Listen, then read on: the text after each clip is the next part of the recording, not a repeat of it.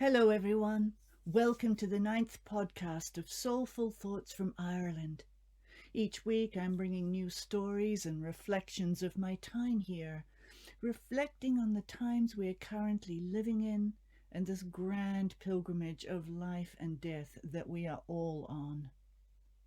Today, Laluga and the Demon of Frenzied.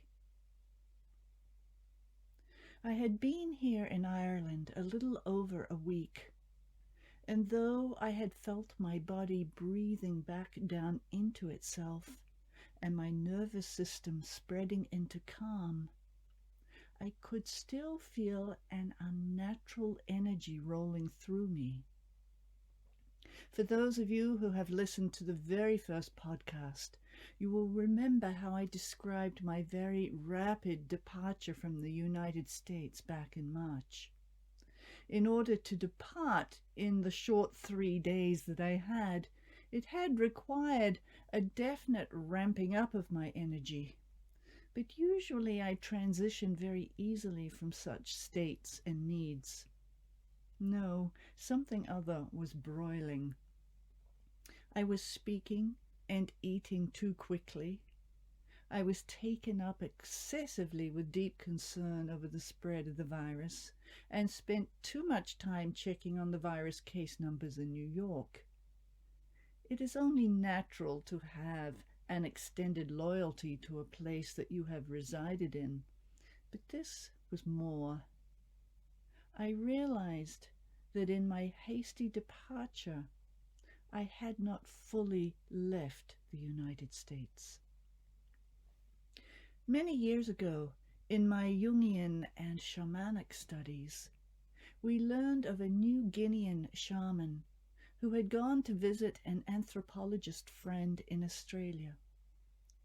They shared a very special bond, and the visit was deeply meaningful for them both. When it came time for the shaman to return to his home country, here they were in the car preparing to travel to the airport. But the shaman said, "Wait, I must go back inside and make sure all of my soul is coming home." He then went back inside the house and went through every room, calling out to his soul, "Laluga, Laluga, come on now, we're going home. Come on, Luga, come out now." As he got on his hands and knees and called under the bed and opening closets, he said, "No more hiding now, Laluga, come on." After 15 minutes or so, he returned to the car, looked at his friend and said, "All right, we can go now. I am all here." What I realized is that I was not all here. I wonder how many of us really are all here at this time, in our bodies, in our relationships, in our daily tasks in life. And perhaps more importantly of all, are we fully here on this earth? In times of calamity, old trauma resurrects and calls us away to our perceived safety. Can we stay here and welcome the trauma back home into our soul and body? Can we be here, really here?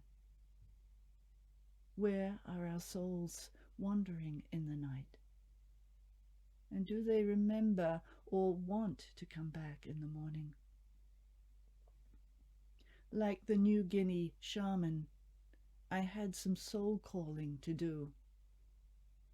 Though I had gone in every room and thanked my cottage for housing me over the winter in New York, I had not drawn the fullness of my soul back into its natural home and shelter. My soul belonged here with me. Come on, Mujin. I know you will like it here. Mujin, Mujin, come now. Mogin is a soul name that I deeply resonate with. It means born of the sea in Gaelic. And so over the next few days, I opened the doorway of my soul, withdrawing from my life in New York, and once more I experienced all manner of welcome arrivals. As I gently folded into myself and into Mogin, Ireland folded me into her body, and I folded her into mine. I also felt, however, something other was afoot. The energy coursing through my body was unnaturally rapid. And so to prayer I went, and to the one whose territory this is, the Black Madonna. Opening to her and her vision that penetrates all darkness, I saw clearly what was at work. The demon of frenzy. Now, for those of you who have an adverse reaction to the word demon, please supplant the word energy. For myself, I have no problem with the word, as energy, demon, are synonymous for me, just as energy, angel, are also synonymous. Let us think in terms of cosmic energies emitting different vibrational levels and tones. Some take us down dark corridors of the mind, and some fill us with visions of light. The reality, I was providing a home for the energy of frenzy to live a comfortable life, for it to bring forth progeny, and to feast on a daily banquet of its favorite foods. I was feeding it with my lack of restraint in my quick and excessive conversation, in my hasty chewing of my food, in my incessant internet scouring, and through worry that was masking an anxiousness. Ha! Seen in the clear light of our beloved Black Mother's vision. First vital step taken. Next step required, the desire to cease the frenzy feeding. Naturally, now the frenzy demon was smelling something amiss. It had been seen. It doubled down and tried to convince me that I needed to be in touch with what was happening, and that it is nothing short of sheer callousness and selfishness not to be constantly aware. Next step, chanting and praying to the Black Madonna, asking for release. Poor frenzy. It is the Black Madonna you are now reckoning with. I have surrendered to her. I am in her arms and care, and I'm absolutely sure you are most welcome to join me. At that, I felt an energy from deep within my body up and leave. In that instant, it was gone. Peace returned. Even now, after 2.5 months of being here, there are still times where I feel my breath and body drop and deepen. And I breathe out a long sigh, coming down into some known yet long ago visited body rhythm. So many layers of energy unraveling from the spiral of natural frenzy that our modern life has enforced upon us. And I must say here, the United States really does come to the top of the frenzy line. Too much work and too little play, rest, and laughter. I am undoing 20 years of such living. I am being undone.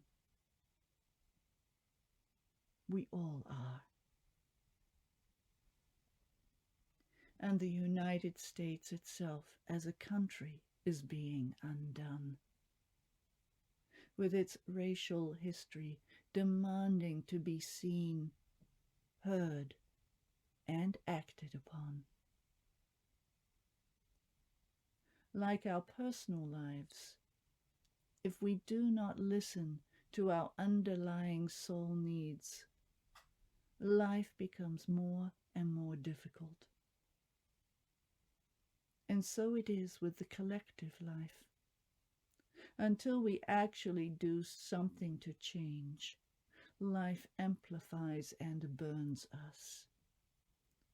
And the demon of frenzy is there, waiting to jump right in, causing all kinds of panic and destruction. May we all return to the inner knowing of the soul of right wisdom, the soul who marvels at difference, the soul who does not confront but invites, the soul who is the lion lying down with the lamb.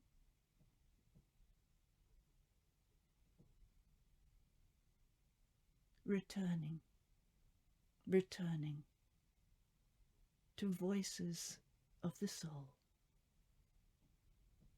Laluga, Mo'ajin, come now. We are going home. It is not forgotten, just mislaid for a while. Mo'ajin, kindly open your door, so I may nestle inside, feasting on the pearls rising from the sea and the blueberries of love. I am returning to you, Mo'ajin.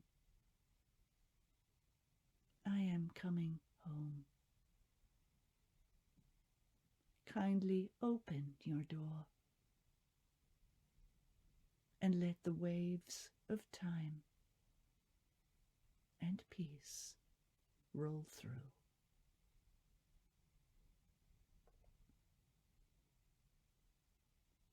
May we all know peace of mind and soul during these times.